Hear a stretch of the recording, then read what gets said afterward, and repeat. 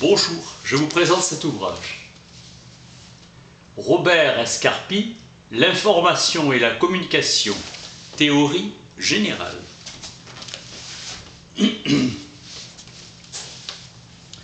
Vue d'ensemble des sciences de l'information et de la communication, synthèse.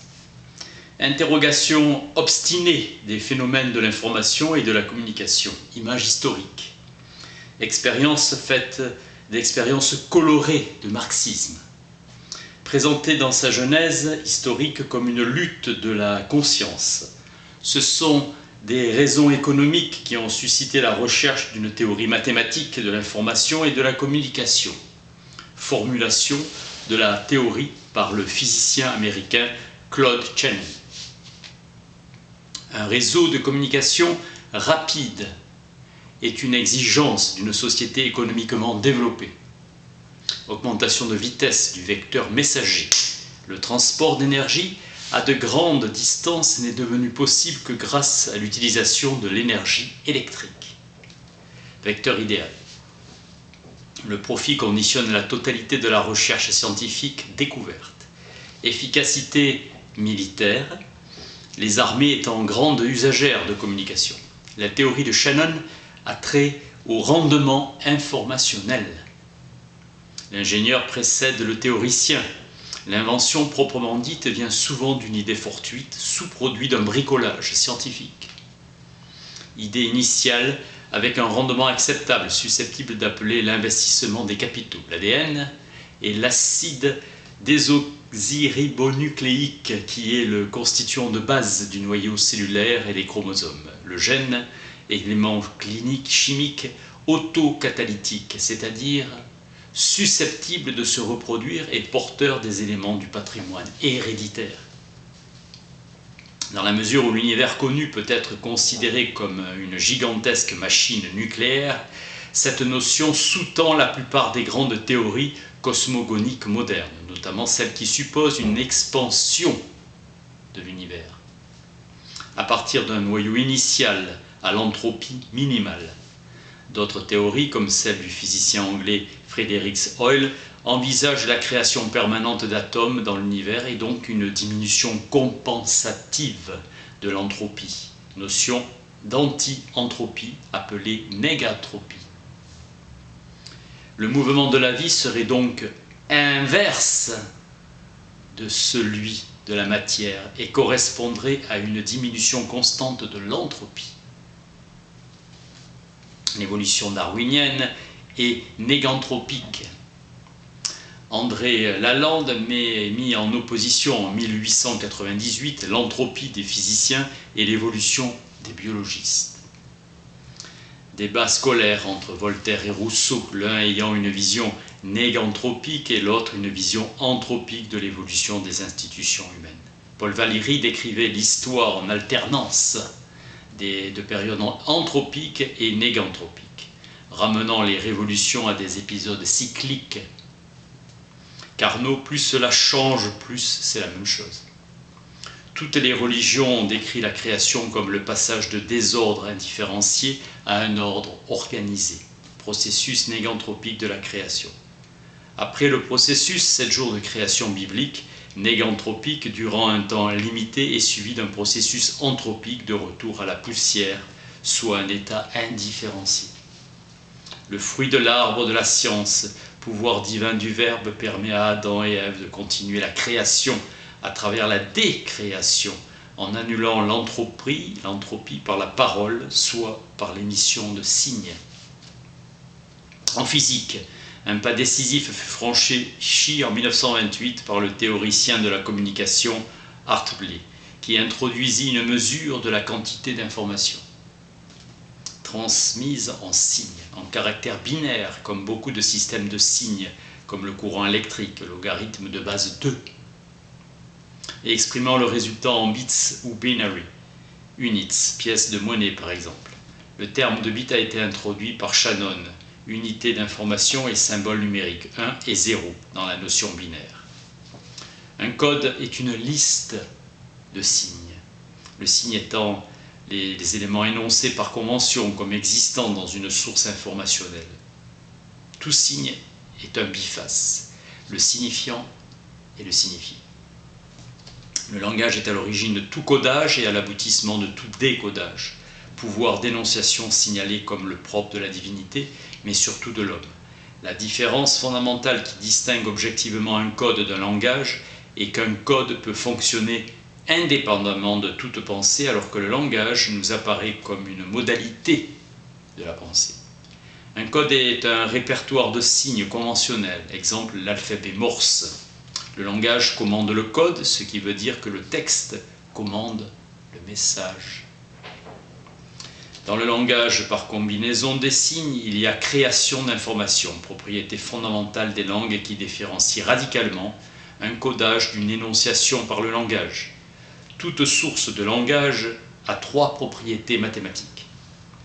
Source homogène, l'émission des messages est indépendante du temps. Source stationnaire, l'émission des messages n'est pas une loi initiale, mais une loi choisie.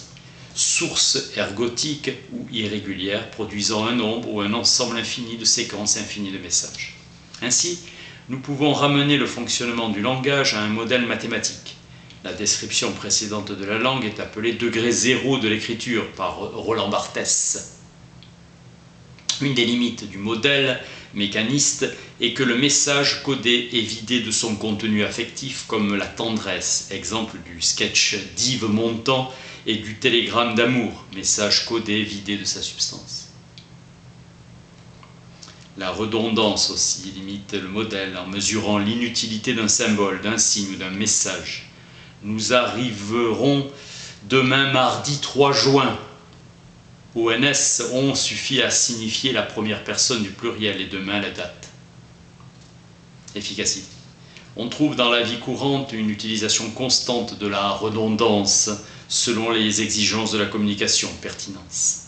La notion d'information est liée à toute forme de pensée, même rudimentaire, pourvu qu'elle soit capable de prévoir, probabilité.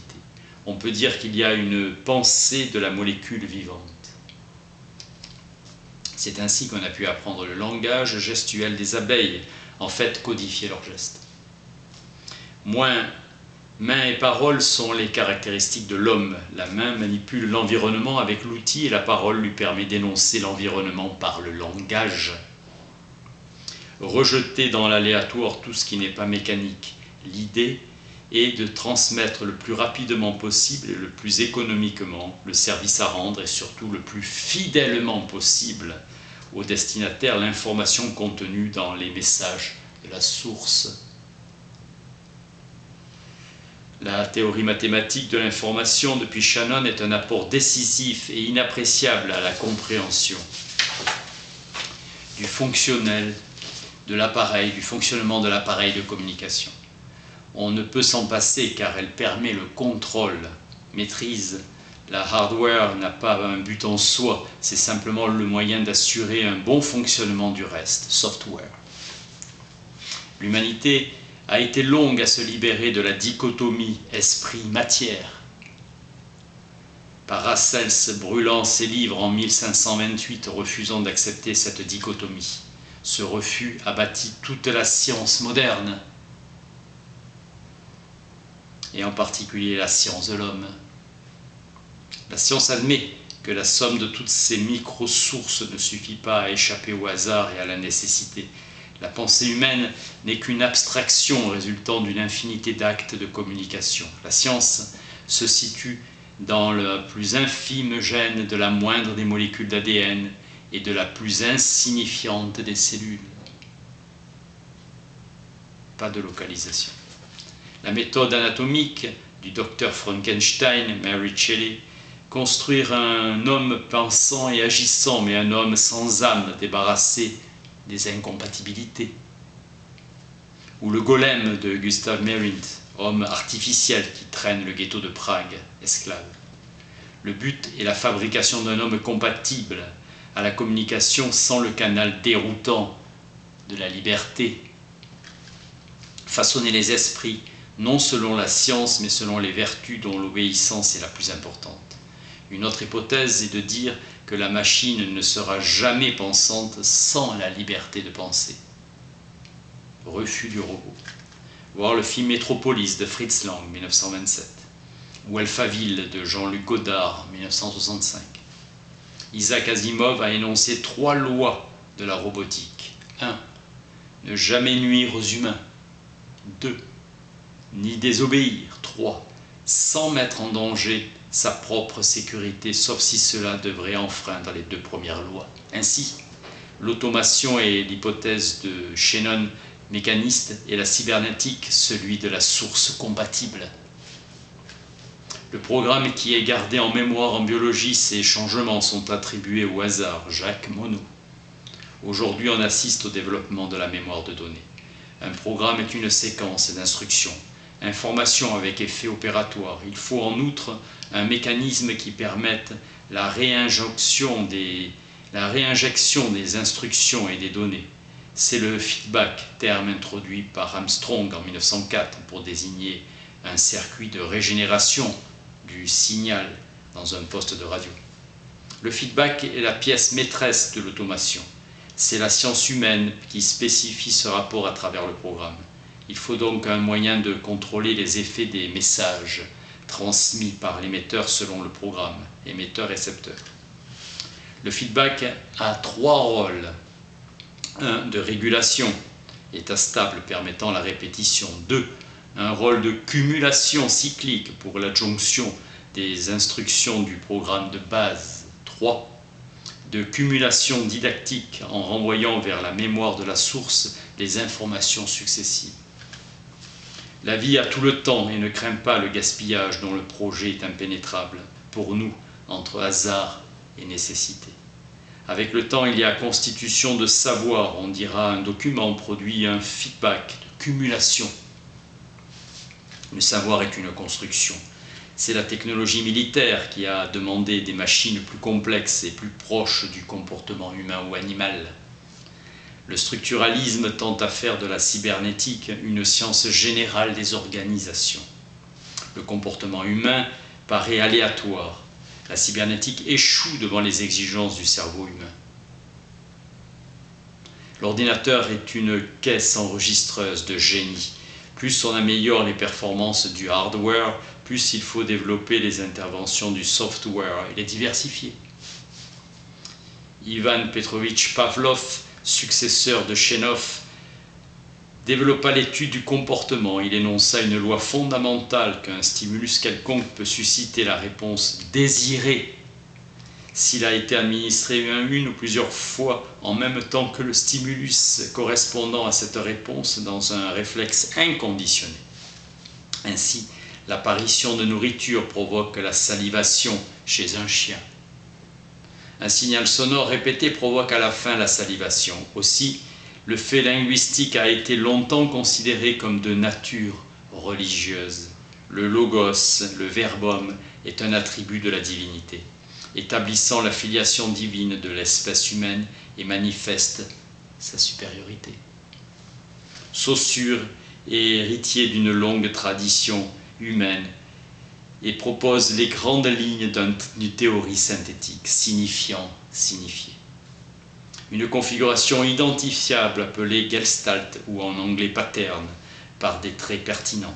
Le pattern en plus est une codification sociale renvoyant à un référent qui l'identifie par la possibilité de la reproduire, symbole des cheveux et de la moustache d'Hitler. Le pattern est aussi une séquence d'événements dans le temps qu'on peut distinguer d'une autre séquence ou la comparer. Le premier attribut du pattern est qu'on peut s'en souvenir et le comparer. Pour Gestalt et pattern, nous préférons structure.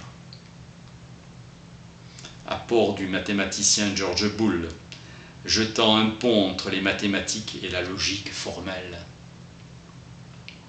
Code binaire 1 et 0, les algèbres de Boole ont joué un rôle décisif dans l'élaboration des théories logiques qui sont la base des technologies contemporaines de l'information. En France, l'irruption du structuralisme dans les sciences humaines est due à Claude Lévi-Strauss, pour qui la structure et le système relationnel l'attendent dans l'objet. On appelle une métalangue ou métalangage selon Imslev un langage capable d'énoncer le langage lui-même à travers les langues, renvoyant explicitement ou implicitement à un code. D'où la difficulté d'un langage universel, une langue artificielle. Selon la pensée de Chomsky, une langue se définit par la possibilité qu'elle donne à celui qui la connaît d'engendrer un nombre infini d'énoncés, compétences. On évoquera plutôt un savoir linguistique plutôt qu'une pratique de langue. Nous avons admis comme hypothèse de départ que la communication était le transport d'une entité mesurable appelée arbitrairement information. Donc, la communication est un acte et que l'information est son produit.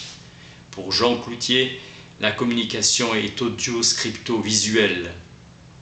Les messages visuels et auditifs constituent deux ensembles à l'intersection desquels se trouvent les messages écrits. Informer signifie donner une forme. Un objet informé serait un objet entièrement connu et prévisible qui aurait perdu toute son entropie. Les behavioristes américains se sont efforcés d'expliquer la constitution du langage par le mécanisme des réflexes conditionnés décrit par Pavlov. Mais un enfant n'apprend pas seulement à parler une langue, il apprend à parler tout court. Processus complexe. La personnalité du petit enfant est un combat, mais qui se déroule avec le langage même, avec le sourd-muet, Konrad Lorenz. Le parler maternel restant toujours présent dans la structure sémantique profonde, ou penser même si l'on ne sait plus parler. Besoin de se constituer une identité stable, domination du langage social. Le paradoxe fondamental de la communication est informer ou s'informer, c'est-à-dire utiliser l'appareil pour contrôler l'environnement ou participer au processus pour affirmer son identité, l'un impliquant l'autre et réciproquement. Dans la haute antiquité, à Babylone, existait une bibliothèque de dizaines de milliers de briques, couvertes d'inscriptions cunéiformes, où chacun pouvant, grâce à un système perfectionné de catalogage, sur tablette, de terre cuite, trouver son bloc de savoir et l'emporter. La bibliothèque d'Alexandrie, sous Ptolémée, contenait plus d'un demi-million de volumes, livres. Callimaque de Cyrène, premier documentaliste érudit, élaborait des méthodes pour organiser les bibliothèques d'Alexandrie.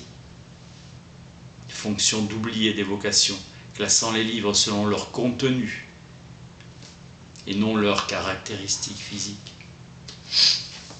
De nos jours, il semble que les mots les plus importants d'un document sont ceux que la rédaction a répétés le plus souvent.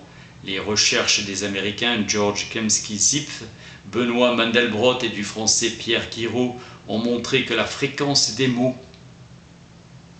dans un discours ou dans un texte obéit à des lois dont certaines sont extralinguistiques, la loi du moindre effort. Et d'autres expriment les contraintes propres à chaque langue. Il s'ensuit qu'un très petit nombre de mots constitue une très grande partie du texte, et ces mots ne sont pas les plus significatifs, être, avoir, faire, dire, aller. Par contre, le vocabulaire du salon de 1765 de Diderot sont dans l'ordre voir, couleur, beau, tableau, peintre, figure, composition, artiste, grand. Un des soucis majeurs des documentalistes est à notre époque l'analyse prévisionnelle des besoins des utilisateurs. Le but étant toujours de mettre le texte original à la disposition de l'utilisateur pour une lecture libre. Tout au long de l'ouvrage, il est question de sociologie, car il n'y a pas de socialisation sans communication. Récemment, la communication de masse est devenue le terrain de prédilection des sociologues, audience plus importante avec les technologies modernes de communication. Changement d'échelle qui échappe à l'analyse traditionnelle. Les mots-clés sont opinion, leader, influence. Dès 1936, George Gallup avait correctement prédit le résultat de l'évolution de Roosevelt par une méthode de sondage. Mais une élection qui se laisse prévoir est une élection qui n'apporte pas d'information. Société prévisible. Avant les sociologues Jules Romain, dans Les hommes de bonne volonté, ont décrit l'impact des millions d'hommes sur les chefs militaire du début de la Première Guerre mondiale, doctrine littéraire de l'unanimisme. Littérature du grand nombre venue d'Hugo et de Zola, précurseurs de la théorie des groupes et de la masse. Les théoriciens modernes de la communication ont tendance à définir la masse par des caractéristiques négatives, car son indice de stéréotypie est plus élevé et qu'il est en sociologie en grand nombre, et qu'il est consommateur plus que producteur d'informations. Jacques Mousseau, le mot masse désigne en sociologie un grand nombre de personnes constituant une population très diversifiée, n'ayant pas d'organisation sociale et répondant cependant de façon uniforme à certains stimuli. Dans les lois de la robotique, Isaac Asimov a inclus une part d'initiative laissée aux robots comme ne nuire, ni achèvement, ni passivement à être un humain. Possibilité de décision, réponse immédiate et locale à un stimuli non prévu dans le programme de la source maîtresse. Importance de préserver la limite de la communication par l'obéissance stricte à la voie hiérarchique. Toute diffusion externe ou interne de l'information entrave son fonctionnement. Boulet de canon tuant le messager de Napoléon à Waterloo. C'est pourquoi les armées ont toujours fait grand usage du cryptage, protégé contre la diffusion. Depuis le millénaire, être un consommateur voulait dire avoir un estomac, mais depuis la large diffusion de la publicité, cela devient une cible commerciale atteinte par une persuasion clandestine. Vance Packard, 1957. La grande dimension domine la petite dimension, mais l'hyperdimension rétablit le pouvoir. Et le pouvoir de la petite dimension. L'avocat américain Nader faisant pression sur l'appareil commercial et imposant à l'appareil politique des décisions législatives pour vaincre aux côtés du consommateur. David Tusserand Goliath. Terrassant Goliath. David terrassant Goliath. L'homme cultivé est une plate-bande que l'éducation a désherbée, puis ensemencée sélectivement. La question est de savoir qui est le cultivateur. L'Académie fondée par Richelieu en 1634, composée en majorité d'hommes de 30 à 45 ans, l'âge de l'étalon était conçu pour jouer ce rôle, élite. L'élite et la masse sont deux notions militaires élaborées dans le combat. Ce qu'on appelle l'intelligentsia, du mot russe qui désigne ce que nous appelons en France avec une connotation différente depuis l'affaire Dreyfus, les intellectuels, et l'armée de métier de la culture. Il faut se défaire de l'idée de la communication culturelle innocente. On communique pour agir sur la relation sociale, pour servir un projet de société plus ou moins conscient. L'idée exprimée par l'anglais Austin que dire, c'est faire, doit être poussée jusqu'à ses ultimes conséquences.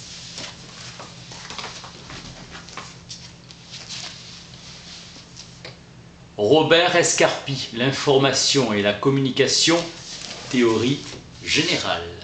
Merci.